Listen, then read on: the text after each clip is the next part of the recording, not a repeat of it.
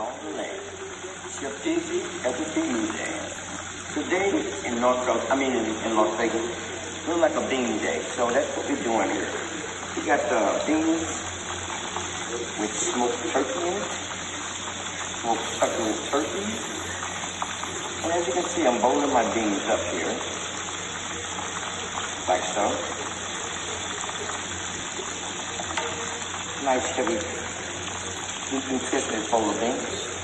Then I'm gonna go right over here to my plate up here. And I'm gonna set these things right here. I got fried chicken and I got baked chicken. So I'm gonna come right on over here and cut me some nice cheddar cheese cornbread. I'm gonna put a hunk of cornbread right across the beans, like so.